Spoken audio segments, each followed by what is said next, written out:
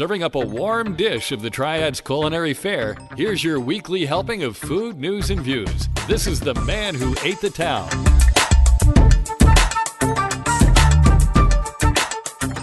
Hey folks, and welcome to episode 111 of The Man Who Ate the Town podcast. This is for the week of May 13th through the 19th, 2019. My name is Tim Beeman. And I'm Happie. And we're opening the recipe box. We are recording this episode of The Man Who Ate the Town at the Lab at Industry Hill. It is a repurposed building on North Chestnut Street in the old warehouse district of downtown Winston-Salem. Industry Hill itself hosts a lot of cool things like restaurants, chocolatiers, breweries, entertainment complexes, high-end stereo shops, a bouldering facility, and, of course, us here at the Lab at Industry Hill. Find out more by visiting industryhill.com or check out their Instagram and Facebook pages. So, Happie, I was going to call you Sharitha, but which is your name. Exactly. So, right, whatever works. Happy, whatever. Yeah. Hey, you. Hey. Girl. Beautiful. Can I Vegan call you girl. That? I'll take it. Okay. So Ray is at pastor school this week and next Monday. So I have you, and that made me excited and happy to have you here. Happy, get it? I clap my hands because I'm happy, and I know it. Happy.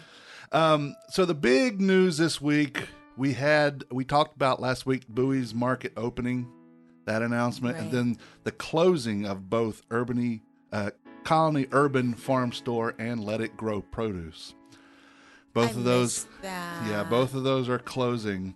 I predicted that because of the language of both places' press releases. They said they were thinking of next steps, and the fact that they're so similar in scope, although they're not the same business, I get that, but they're similar in scope, I thought they were going to merge. I put that out there and even had some interest from Michael Hastings at the paper. But I talked with one of the owners of Buie's this weekend, and they said that they would be completely floored if that were the case. From what I was told, Josh at Colony Urban Farm is wanting to focus on his beekeeping and his honey. And but he will be doing honey tastings at Twin City Hive, and his honeys will be sold there as well. They also said that Let It Grow Produce's lease ran out and they're looking for a new space, so that may be why that's closing. Again, I haven't confirmed any of this with the parties themselves, just reporting what I've heard from someone who is close to the situation. I still wouldn't be surprised if there was some sort of something happening there. Yeah. But I hope, because I love the honey from yes. Josh. Do you eat honey? I know you're vegan. I've tasted the honey from Colony Urban Farms. Okay. Because, as a chef, you have to explore and experiment. Right. But, no. Generally, no, I don't eat because the honey. it's made from an animal. Yes. Okay. Exactly. But it is good honey. Yeah, it is. And if it's you're gonna eat bold honey, definitely, and it's local, and so it's unfortunate. Yeah, and made local, so that means it's good for people with allergies too. Yes, because you're getting the pollen from the source, and what would make you sick, you're getting that. Yeah. So, Bold Gold is the brand name of his honeys, and those are really good. So, Rebecca Zollicoffer over at Let It Grow, I hope that you find something that works for whatever it is that you're looking to do. Yes, we love you. Seriously. Both of them huge assets to the community. So, yeah. But we are getting Bowie's Market, so that's a good thing. That's going to be over in, I will not call it Buena Vista. I think that's stupid. It's Buena Vista. And that's where it's going to be, right beside Diamondback Grill. Okay. So they're going to have some local produce and... Yep, because they are produce people themselves, the owners. So... Okay. I attended the VIP sneak peek of Dave & Buster's last Thursday. Now. This place was massive, Sharitha. I'm telling you, it was huge. It takes up the entire bottom floor of the old mall from where Sears was to almost center court. Oh, goodness. And the stores that were displaced were relocated elsewhere in the mall, so they didn't get kicked out. They just moved. And Lord knows there was enough room because the mall is, as we know it, is going away. Ginormous. Yeah. They have food, adult beverages, and of course their arcade is what they're best known for. I think the drinks that they were serving that night were either mocktails or completely watered down. I mean, they were giving away 3 each to each person, and I had a couple of friends give me theirs. Jeff Davids in our TBD group gave me one. And the more I drank, the more sober I got. Uh-huh. So, something was not right there. But you get what you pay for, right? that's true. Free is free. Yeah, the food was okay. That's not the focus of what they're doing. There was a few things that were really good, and there were a few things that were, as I said, okay. I didn't go in expecting to be wowed, right? And I wasn't, especially not by the food. Yeah. I went to see the experience, and I will say, too, that if you're one that suffers with agoraphobia, be mindful that for the first few months, this place is going to be loaded with people. Yeah. I don't have agoraphobia per se, but crowds this large are a bit much even for me. I love being in front of them, not in the middle of them. Okay. While the newness is still shiny, expect a lot of crowds. Yeah. But it's a fun environment. I think at least in the near future, this is a good thing for the mall because they're failing everywhere in the country because people are shopping online more. I do. Yeah. I don't. Plus, I don't want to be around all the snot-nosed kids and teenagers who have attitudes and people pulling guns and just, Yeah, it's a lot. The heck with that. I don't need that. So it's still another restaurant type option, date option. Yeah, I mean, it's a chain, and I stay away from those mostly, but it's an experience. It's an experience, it's right? Not a mall. Yeah, I mean, you know what I mean. It's in the mall. Yeah, but and again, I'm not going there for the food. I'm going there for the experience. Yeah. So, okay, but I won't go for the first little bit because I'm not dealing with that. But maybe, hopefully, you'll walk around the mall too and spend a little money at the mall to keep some of those stores. Because there is a one exit through to the mall, and everything else is coming from the outside. Oh, so at least you can get out there. Yeah. So that's good. Yeah, cross our fingers. Mary's Gourmet Diner will be offering family dinners on Thursdays, Fridays, and Saturdays. Let me pull up the article. This is from Winston-Salem Journal, of course. Of course. I guess this is from Michael Hastings. It is. Beginning the 17th, which is Friday, Mary's will offer a prefix family-style dinner 3 nights a week from 4:30 to 8:30. The menu will change regularly, partly to incorporate local seasonal produce. Each menu will include a choice between 2 proteins, soup or salad, 3 side dishes, bread, dessert, and iced tea. There's a cost to it. The adults is $35. 6 to 10 kids, not that many, but kids ages 6 to 10. That's a party. Cost $10, and under 6 eat for free. So I'm 5. Yes. So that would be incorporated in the under 6 part. Yeah, I'm 5. The desserts will be pies made from Dana Moody at Weston Coffee House and other local sources. I'm sure B. McGee at Humblebee will have something to do in there. And all other courses besides the desserts will be prepared in-house. A sample menu might include such entrees as roast chicken or braised pork cheeks, as well as tomato basil soup, house or spring salad. Sides may include garlic potato puree, cream spinach, collard greens, braised fennel, and beets in a vinaigrette sauce. With the family-style service, dishes will arrive at the table in bowls or on platters to be shared because, again, it's a family dinner. And the regular menu that we're familiar with, including egg and breakfast dishes, will not be available at that time. And Mary herself said in this article, we are focusing on family dinner with a combination of early hours, quick service, and a menu that provides a lot of comfort foods. Cool. We aren't fancy and we're not junky fast food. She says we are hitting a mid-zone with family-style service. So you can call Mary's to reserve your or get your more information, 336-723-7239. I love it. Yeah. So they've been talking about doing something for dinner for a while. When they opened this location, they actually were only open from 3 in the afternoon till 3 in the morning to service, because they're on Trade Street, to service that late night crowd. That's pretty cool. Well, that didn't work out. And actually, Stephanie, my wife, before we even started dating, she worked there opening the place. And I would go at 3 o'clock in the morning just to walk her to her car, get a hug, kiss her on the forehead, and go home. Oh. So, yeah. And that's what won her over, huh? Yeah, well, that's one of the things, yeah. Oh, that's sweet. Yeah. Also, Mary says on Facebook, there seems to be a lot of confusion around the pricing and the preset dinner option. They're working on that aspect to make it affordable and less rigid. We want to make this easy and accessible to you. Please bear with us as we figure it out. That's what she said. So. Well, that's cool that she's, honest about it and communicating. Yeah. At the end of the day, bring the family together. So it's sharing a meal instead of everybody doing their own thing, ordering their own thing. Yeah. Well, and,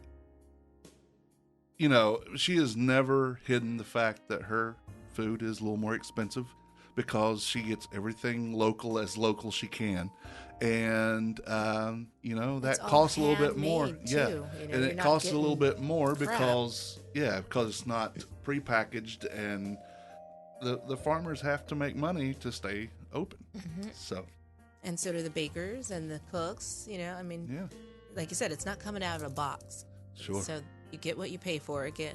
And you pay for the box, you taste the box. Yes, I don't absolutely. mind paying a little more for to the not love. Taste. Yeah. That's yes, put in because you don't taste love in a box. Not at all. There is a new wing chain that's opening here in town, the fourth of its kind. It's called Wingstop, and it's opening. It opened at 340 Summit Square Boulevard. It's up north side of town. Yeah, that's where my mom decided she wanted to get her early Mother's Day dinner. And let's just say give them a little more time to get settled in. Yeah. I was figuring, they've got a lot of work working out. They are a chain founded or based out of Garland, Texas, of 1,100 chicken wing restaurants across the United States, as well as Mexico, UK, Malaysia, Colombia, Panama, Singapore, Indonesia, Saudi Arabia, and UAE. They have both company and franchise owns, and this one's a franchise. They have 2 locations in Greensboro, 1 in High Point and 1 in Winston now. Mm-hmm. I've heard great things about the one in Greensboro. And they have one more coming into the Triad in the next 6 months. I don't know where. So this one's managed by James Miller. The focus at Wingstop is really on the wings, but we have just enough other things to round out the menu. The store has bone-in and boneless wings as well as chicken tenders. The rest of the menu features fries, corn, veggie sticks, rolls, desserts, and sodas. The bone-in wings are fresh, not frozen, and they are deep-fried, naked, with no breading or seasoning. Wingstop's 11 flavors of wings consist of some dried seasoning and some wet sauce. All are listed on a large chart in the front of the store, from hot to mild, from atomic to Hawaiian. So she said, or Miller, he says that the lemon pepper wings are their best seller, and the Louisiana rub and mango habanero, the second hottest, are also popular. Okay. I used to like the lemon pepper. When you in my past life. Yeah. Before I transformed. Vegged out.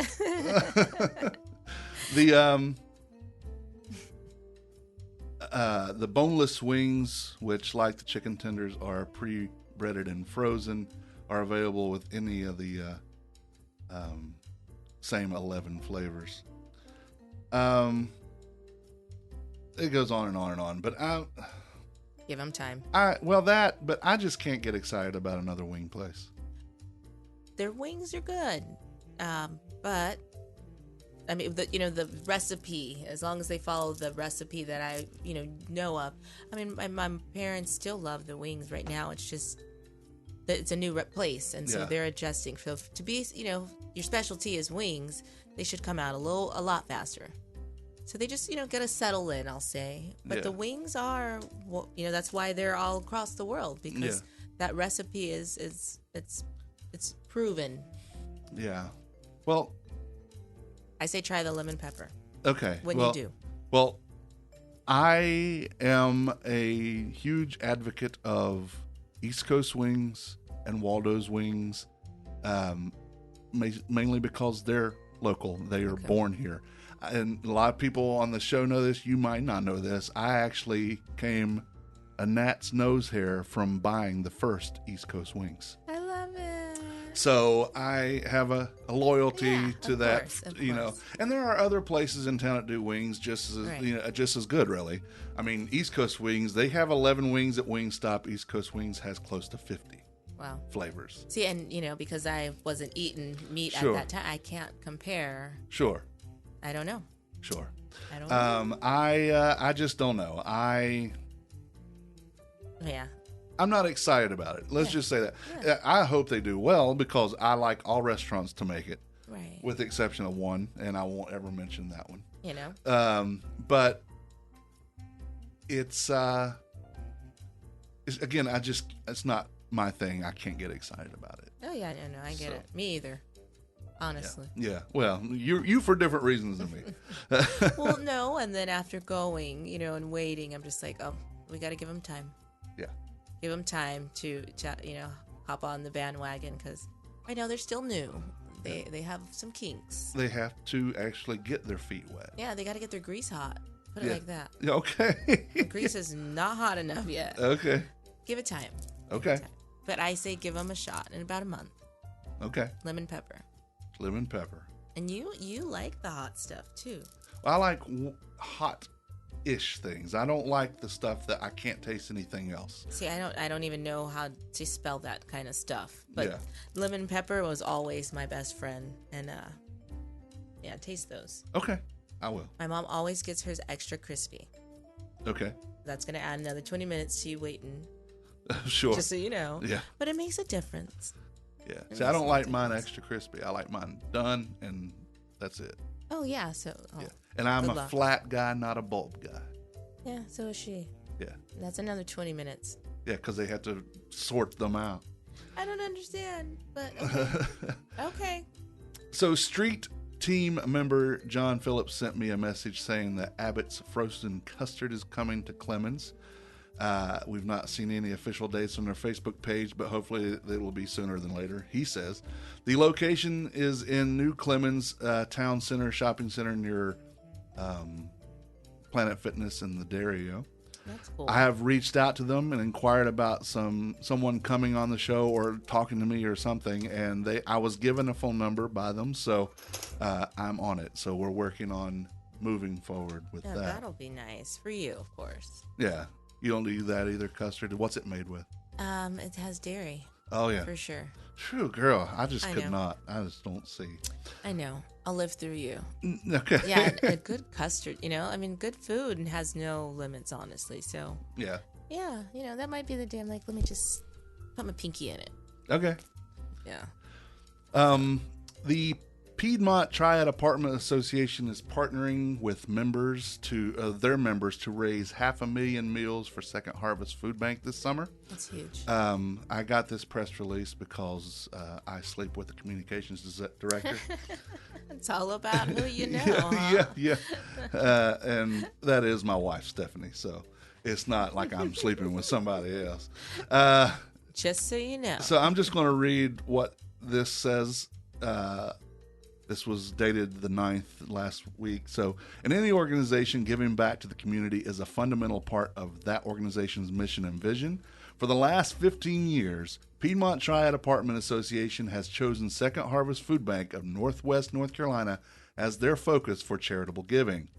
Each year, PTAA plans an annual food drive to help Second Harvest for May through July, when the need is often greatest. In the Triad, more than half of all school-aged children come from families that qualify for free or reduced price meals at school. The need for donations becomes critical in the summer months when those children do not have regular access to nutritious meals at school. Apartment communities belonging to PTAA collect non-perishable food items and also financial donations by encouraging residents to donate. And the end of the drive, the management company whose communities collected the most wins the prestigious Clyde Fitzgerald Owners Cup trophy named for the late former CEO of Second Harvest Food Bank. A volunteer committee coordinates obtaining and delivering collection boxes for communities throughout the Triad and also organizes collections at local baseball games with their Fill the Stands with Cans events. Beginning in 2018, the annual food drive included a dedicated website hosted by Second Harvest Food Bank, making it easier for anyone to make an online tax-deductible donation to the drive and help the community of their choice meet individual fundraising goals. The addition of that website and the generosity of those participating more than doubled the amount raised from the previous year. That's huge. Awesome. Second Harvest Food Bank estimates that they provide 7 meals from each $1 raised. A match from an anonymous donor doubles the impact of donations made in May and June. By this measure, the 2018 PTAA food drive raised 419,056 meals in 2018. This year, Piedmont Triad Apartment Association members have set a goal to raise 500,000 meals. The secure donation portal can be reached via PTA's website, which is piedmonttaa.org/food-drive. From now until July 31st of this year, participating apartment communities will be encouraging donations as well as collecting non-perishable food items on site during the month of July. The annual food drive has become a key part of corporate giving for many of the management companies who are members of the PTAA. John Louder, one of my business partners and one of my best friends, also the executive director of the PTAA, points out that the multifamily industry affects people who care deeply about these issues. What they do day in and out immerses them deeply into the lives of their residents. From that vantage point, they see all sorts of people in all sorts of situations. Often you work at their home. You have to care. Yeah. So for more information, contact Stephanie Beeman. I know her. Piedmont Triad Apartment Association at 336-294-4428 or Stephanie at piedmonttaa.org. And again, the website is, let me find it again, piedmonttaa.org/food-drive. So if they miss that, they can just contact you, right? Yep, contact me and I can get it to where it needs to be. Yeah. So again, 1 in 4 children are hungry. 1 in 7 adults are hungry. If you provide $1, it's 7 meals. Yeah. So, yeah, don't. It's amazing what $1 can do, and we say $1 can't get us anything, but $1 can get 7 meals. You heard it. Yeah, and we all got $1. Remember that when everybody's off from school and having a good time, the kids that are food insecure are not having such a great time. Yeah. Help them out. Yeah. The Fuzzy Friends Pet Food Pantry at St. Anne's Episcopal Church is going to happen on June the 8th, I believe.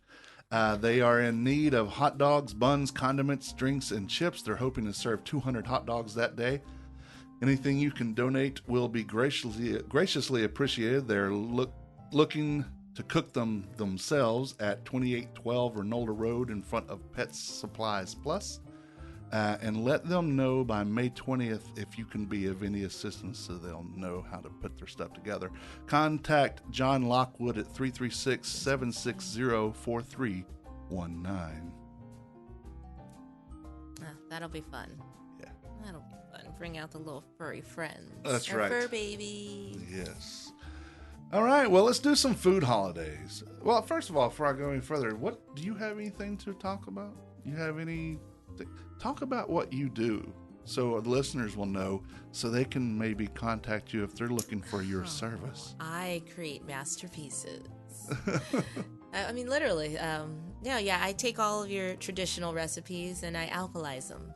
I cut out all of the processed stuff, the GMOs, the hybrids. I use only all natural, plant-based ingredients and make yummy, yummy, yummy vegan food.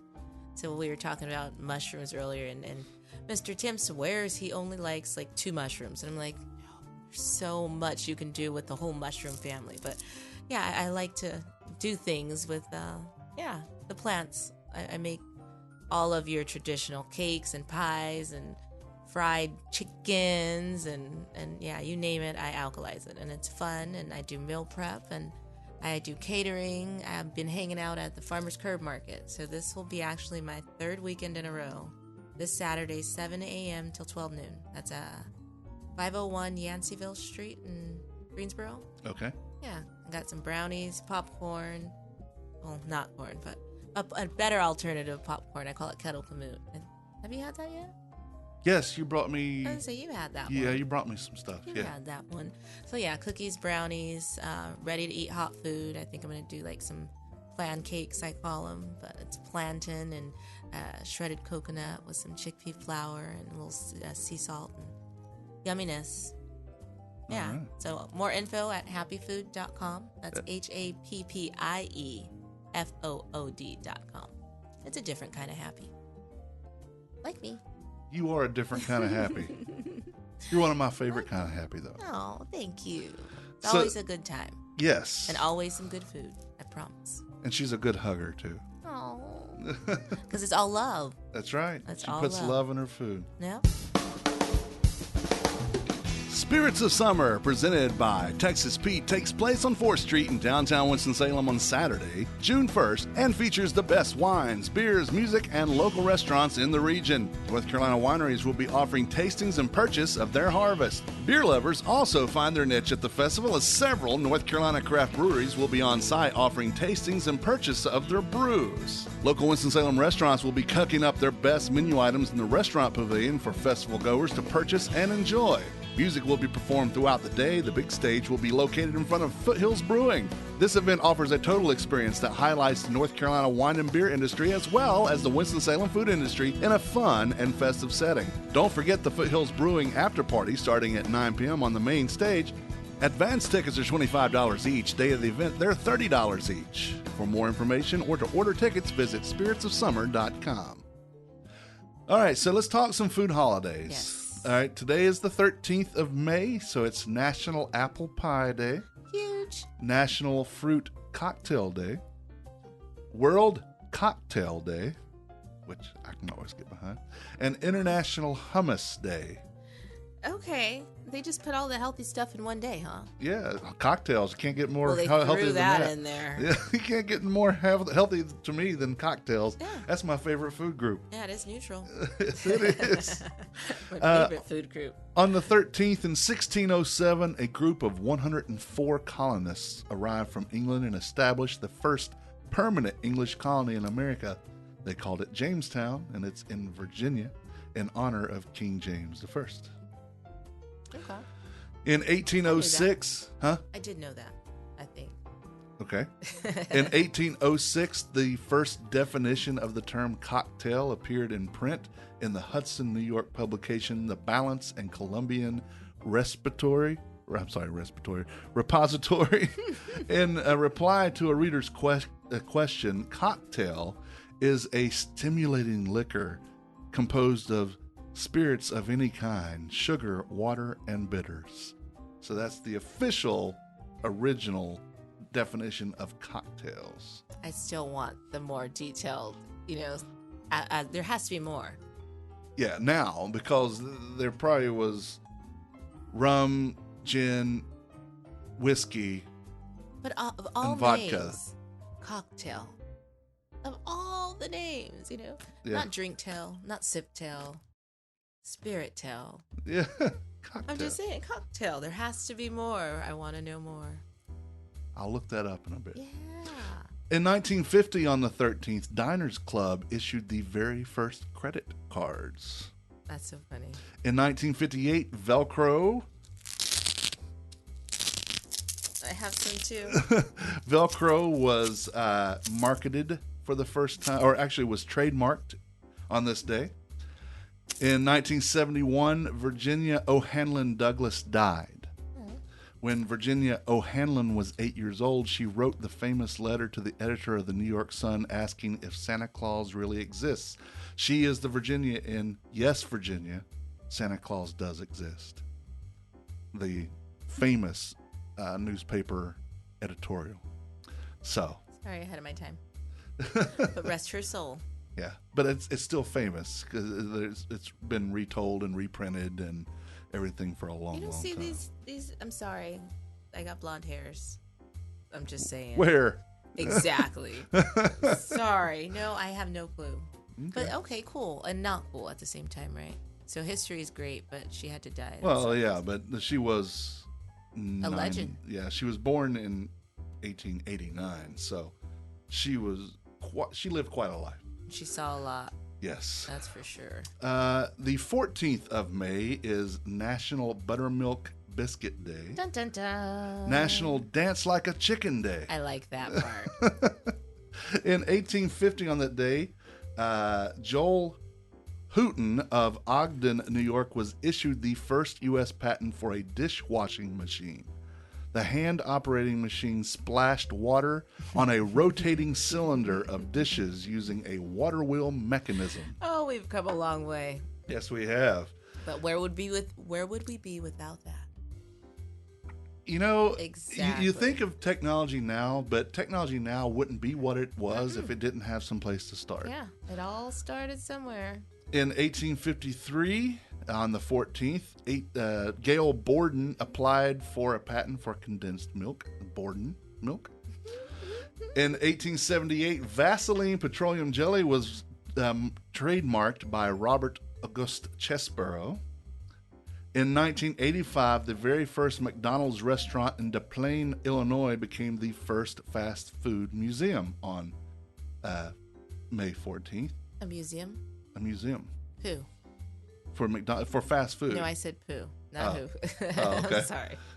In 1991, on the 14th, a new record was set for the world's largest burrito at 1,126 pounds. Did they eat it all?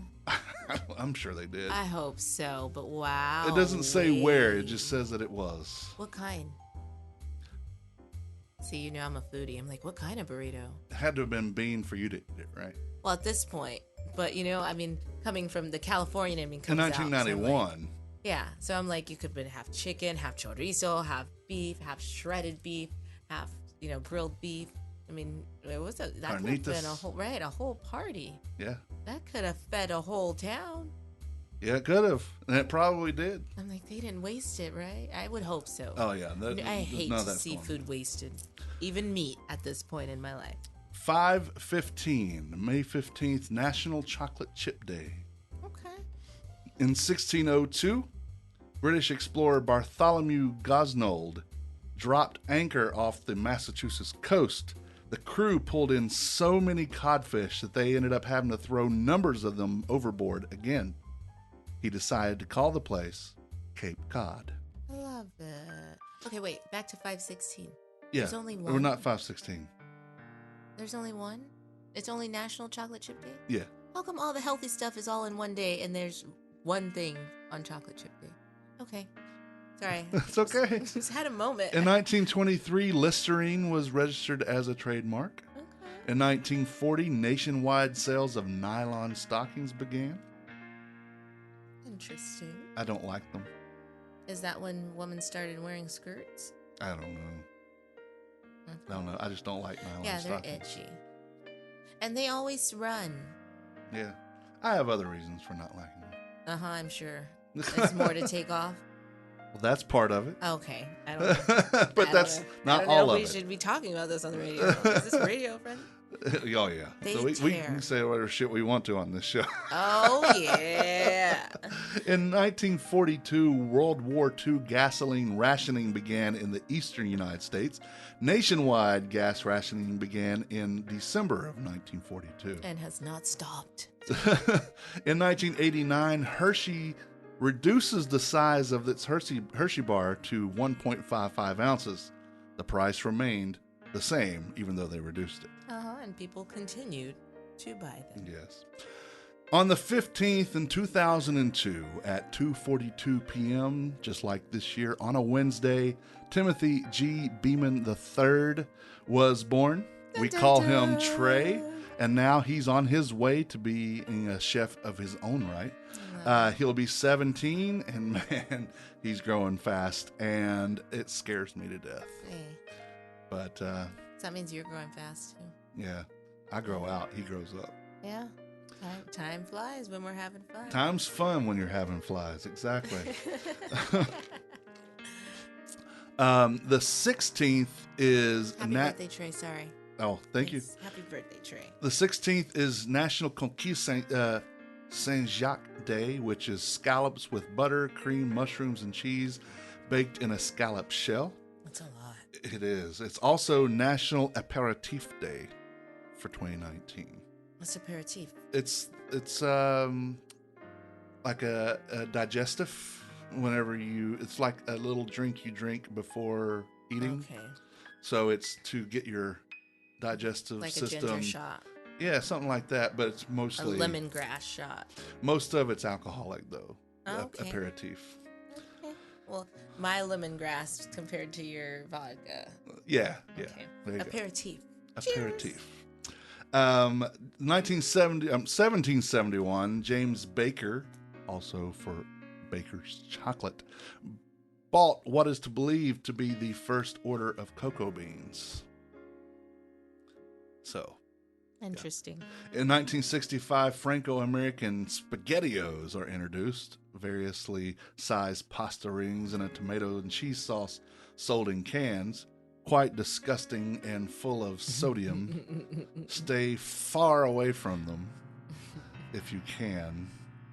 When I was a kid, even as a kid, I'm like, this is not good at all. They also make the Chef Boyardee does the ravioli, but there were SpaghettiOs and there was something else, and I'm like, blech.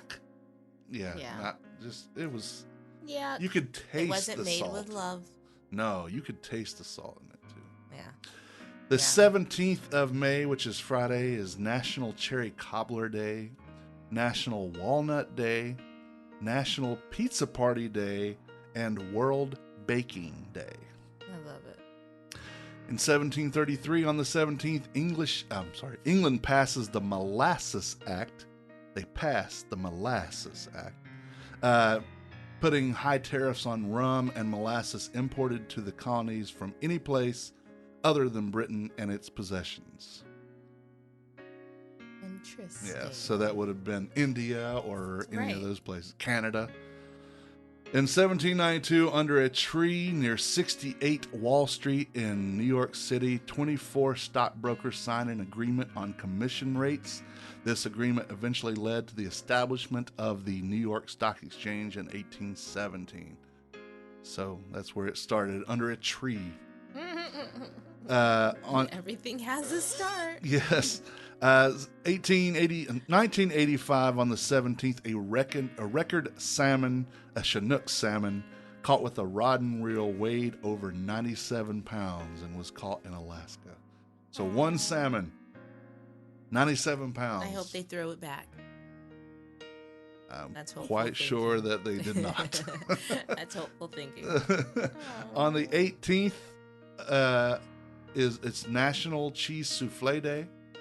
I love Reese's Day, which I do. It's one of my favorite things. And World Whiskey Day. In 1897, the Dow Chemical Company incorporated to sell bleach on a commercial scale. In 1953, TWA made the first non-stop transcontinental flight from Los Angeles to New York in a DC-7. Interesting. And it seems like it would have been older than that. What, the plane? Yeah, Or well, the flight.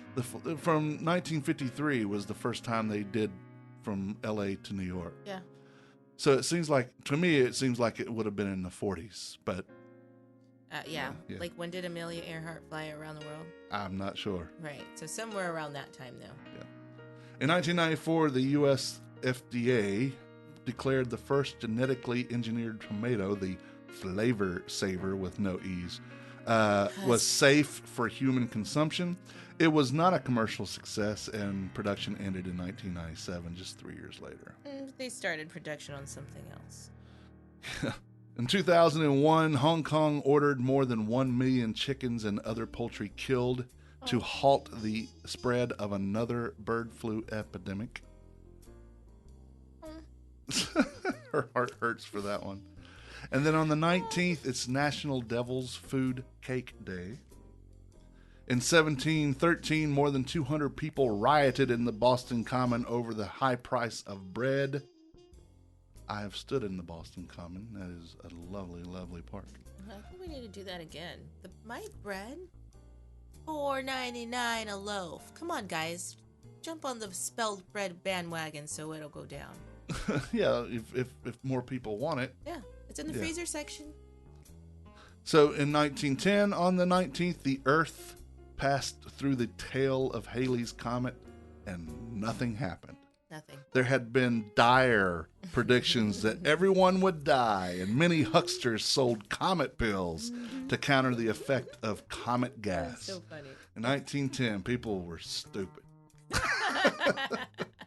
In 1962 is the day on the 19th when Marilyn Monroe sang Happy Birthday, Happy Birthday, Mr. President. At birthday salute to the president to JFK at Madison Square Garden. That's all of your food, holidays, and history this week. We didn't have a whole lot to roll our eyes at. We just nah. There's a whole bunch of meh, but not a lot to... Seriously?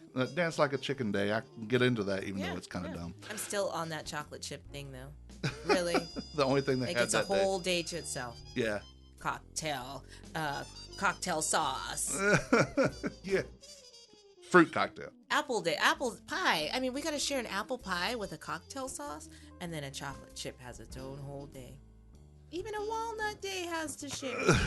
Well, but that It could could've be been that worse. just nobody could think of anything clever or dumb enough to put on that day.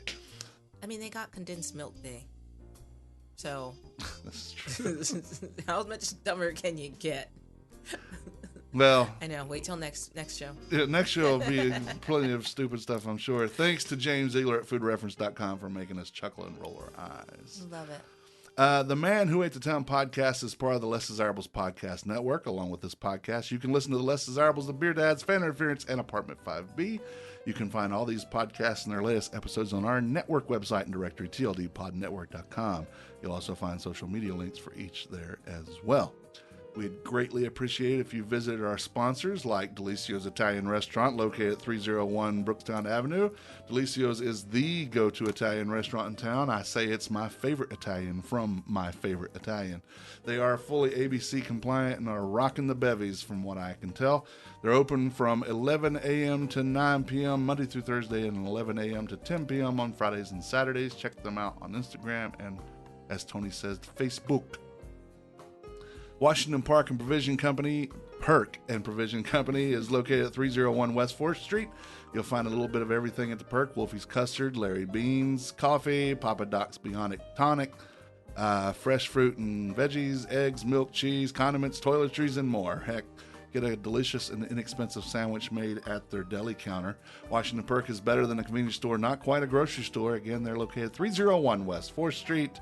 You can find them on Facebook or Washington Perk _DTWS on Instagram. The Humblebee shop is located at 1003 Brookstown Avenue in the west end of downtown. You need to go to Instagram right now and look them up. The Humblebee shop with two E's and 2 P's and an E. Brittany is ready to make your baked good dreams come true, be it regular, vegan, or gluten-free. The Humblebee shop wants to challenge your perception of scratch made and leave you with an experience you couldn't possibly forget. For more information, follow them on Facebook and Instagram or visit thehumblebeeshop.co. SHOPPE.co. Keep an eye on my blog and this podcast to find out more about the food news and happenings around town. If you have any food news, send us an email, tim@themanowaitthetown.com, or on Facebook, Instagram, or Twitter instant messengers. Like us on Facebook. On Twitter, we are Man Who Number 8 The Town. On Instagram, we are Man Who 8 The Town. Happy, thank you for sitting in with me again.